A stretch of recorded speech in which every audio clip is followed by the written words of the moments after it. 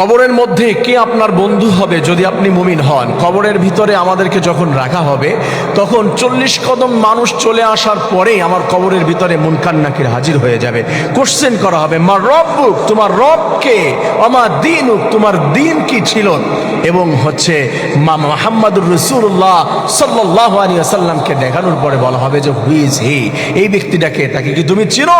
আমার নবী, তোমার নবীকে। এই প্রশ্নের উত্তর যদি দিতে না পারে এই কবরটা কারোর জন্য হবে জান্নাত, কারোর জন্য হবে জাহান্নামের অংশ হয়ে যাবে। প্রিয় ভাইরা, কবরের ভিতরে যারা মুমিন, যে মুমিনদাররা কবরের ভিতরে থাকবে, কবরের ভিতরে যাওয়ার পরে তারা তো সেইখানে ঘুমাবে, কেউ নামাজ আদায় করবে, ভালো কাজ করতে থাকবে।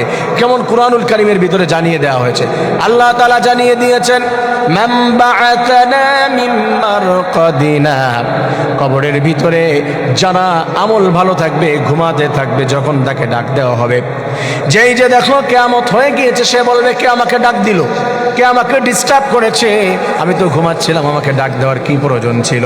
এমন সুন্দর সুন্দর সুযোগ সুবিধা জান্নাত থেকে তার হাওয়া বইতে থাকবে, সুগিরান আসবে, জান্নাতের নাজ নিয়ামত দেখতে পাবে, সুন্দর সুযোগ সুবিধা দেওয়া হবে। আর কবরের ভিতরে আল্লাহ রাব্বুল আলামিন জানিয়ে দিয়েছে, ফুটফুটে একটা ছোট্ট বাচ্চা তার কবরের ভিতরে তার সঙ্গী হয়ে যাবে, তার বন্ধু হয়ে যাবে। সে কবরের ভিতরে সময় পার করবে, বোরিং তার লাগে কিনা, মন খারাপ হয় কিনা একা একা সময় পার করতে, তার জন্য ছোট্ট একটা সুন্দর চেহারার শুদ্ধভাষী একটা বাচ্চা তার বন্ধু হিসাবে দেওয়া হবে। সুবহানাল্লাহ।